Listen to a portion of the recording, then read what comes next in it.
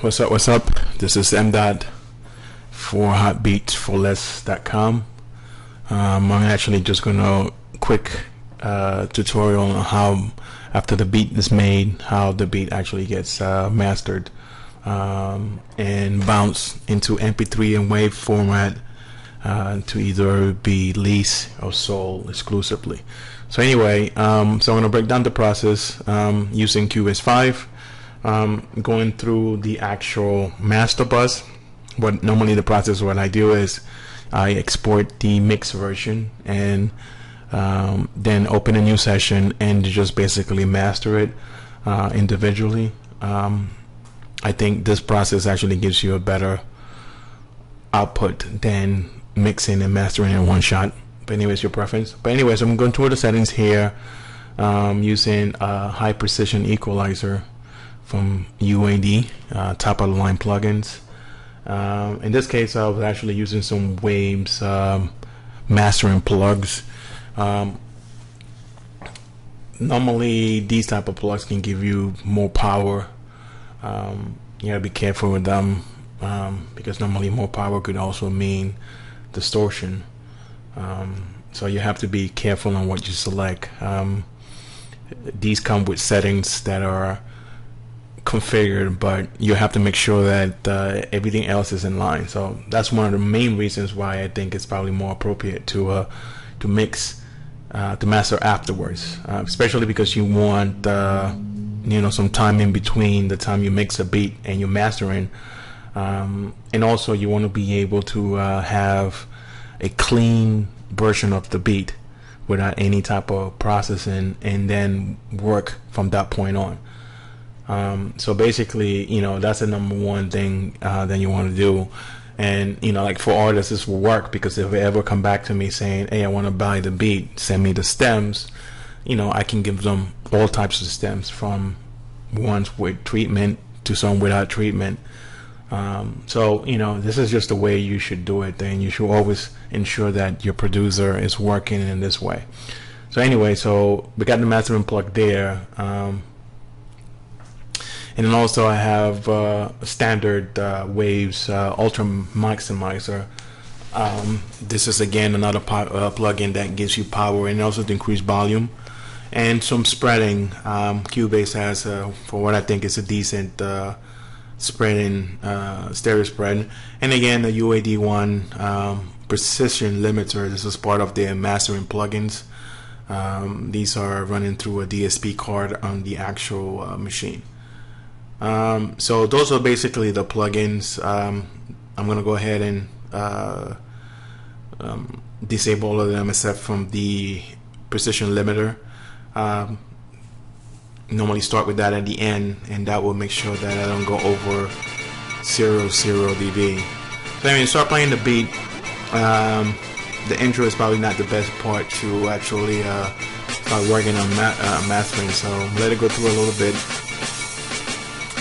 And I guess when the drums drop, I can actually start looking at the components for the mastering chain.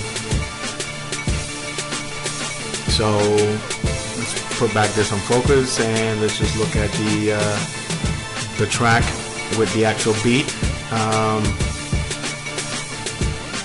This is actually, that was the reverb track. Go back to the master track,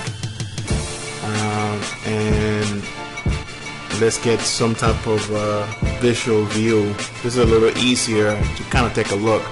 But again, everything that you're doing with your ears. You don't ever miss by looking at graph or colors and stuff. But this gives you an idea. Sometimes depending on your room and what you're doing, you might not have the clear picture of what's going on. So I'm looking here at the beat. The middle line represents 0 dB. And the little red dots are basically the peaks. So I think this view is actually a little better. It gives you the entire representation, what's hitting. And this is basically showing your face at the... Again, there's multiple ways to use these type of tools. Don't get too caught up on it, especially for guys that are not professionals, which includes myself. you can read a lot, but experience is gonna come. But you know, like I said, you just look at it and kind of take an idea. One point important here: look at the actual waveform. You see how the waveform still has dynamics, but it's not bloated.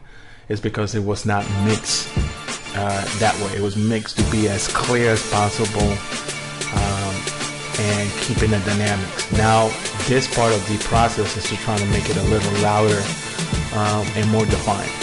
So here I have an aux track in which I'm sending to a reverb. This is again another UAD1 reverb running on my DSP card. So I just send a hint of that, the entire track, and I roll off the lows of the reverb.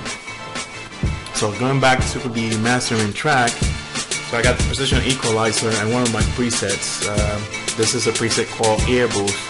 Basically what this does is just makes it, you know, it lighten up the track and also it just gives that polish immediately. Obviously the setting is, obviously I think it's extremely aggressive, but it's meant for you to then kind of scale down, which I am going to bring it down a little bit. For me, nothing better than a super bright track. I think that's the worst thing you can ever have. Or some will argue a muddy track is actually worse. So producers deal with this all the time, you know, finding that in between stuff. So you need to go ahead and tweak. Now, many places you hear that you should never increase more than X amount of dBs and stuff like that. You know what? Technically, that's correct, only if you follow all the steps in between. Sometimes we all have different ways of doing stuff. So, at the end of the day, and this sounds corny, you must mix using your ears. And if you feel that you need more bass, or if you feel that you need more this, and you know your speakers, then do it. Don't do it because you feel, oh, I can't get it more than 5 dBs. That's not a good enough reason. You know, chances are if you hear it and you do your comparison and it's missing something, then it's missing something. So don't, you know, do whatever you have to do to make it sound the way you want it. Don't worry about, you know, if you're over some rules and stuff, because as you producing the music, at the end of the day, the sound quality is what counts. So if you should always make your beat sound the way you want it to sound. Don't, you know, I don't understand why people will worry about, you know, any other aspect but that. But anyway, so I shut down turn on the Maserati, and I really got that boost. This is obviously a plugin made by one of the top engineers in the world. So, you know, they try to help us out and give us like presets that are close enough. So the green light basically means the input signal, and basically what this stuff is doing is compression and also into the different bands. I like these type of plugs, but I'm always worried that I'm not using it properly, meaning maybe pumping too much. So you will always see me back off from the setting. Taking a look to see how much total limiting I'm doing, meaning, you know, how much I'm going over 0, 0. So still got room to pump up, get more volume. The maximizer is where I want to try to see if to get my maximum volume. That's where I actually try to pump it up as much. So since I have a limiter, I'm going to bring it back down a little bit. I guess the only trick here is as long as it starts sounding like an artifact and extra muffled, that's when you know you're going to 4. And then once you even get there, then you want to back away more. Because, you know, artists and many other producers also know this. It's all about gain staging. The total volume doesn't have to be increased all at one spot. There are different ways and different processes in which you can get to the volume that you want. And the way to do that is by stages, not by just turning the volume up, especially when it comes to producing music. That just makes the output sound terrible. So these different tools give you the ability to polish, and each plugin that you use most of the time, depending on the mastering chains, give you the ability to correct issues and then increase volume, which, you know, I'm not an engineer, so I'm not going to sit down here and tell you what to do, but you definitely want to keep game stage in any way possible. You just don't want to just take the master fader and just turn it up as much as you can. That would not work, guarantee you.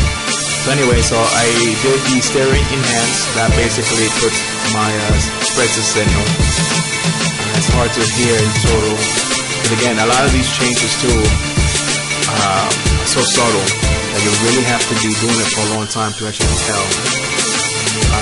Reverb and any type of other type of effect that you put in, if you can clearly hear it, there's a great chance that it's too much. Because those are not, if you're not purposely trying to go for that effect. So at this particular point, I kind of like the track rate setting. I always kind of like getting 4 dB reduction when it comes to the mastering track. For some reason, I like that number, but it's not hard set. I've never been able to get more than that and make it sound good. You know, always after 4, 5, 6, whatever number it is after that, it starts sounding like it's completely crushed. And I don't know, I don't like that sound. So looking at the chain, you know, so I'm just gonna go back and tweak. Some of these changes might not apply to you on the video, obviously. I have a sub in my studio. I'm listening to it while I'm actually going through it, and I'm making changes based on what I'm hearing, on the track and what it means. And again, I don't know, maybe other producers and artists that actually make their own music too can understand the fact in which you always feel that, you know, most of us don't have a great room. I don't think my room is, you know, it's comfortable, it's big, but it's not a excellently treated room. So I have to rely on my monitors and rely on testing it on different avenues. I have to. So, and then now I know how it's supposed to sound, but I'm always constantly testing in different places, for the car, for the real stereo, and that's the what you, and cleaning it up and make sure that once it's up on the website, you have the best possible quality. So now I'm going to actually go in and export. This is where having a super powerful computer is the best thing ever. Because I can do all kind of stuff and it takes seconds, you know, maybe a minute or so to do. Another thing that I do is I give the track some white space before it starts. That helps for many reasons. It makes it easier for the artist if they need to do some fades and stuff like that. So I never start on the one on the output. So just let me see how it starts. Doing a last double check again before I actually run the process. So, you know, basically, I'm not going to show the export process. I don't think it's necessary. Anyway, to get this beat and many more like this, you can go to www.HotBeats4Less.com.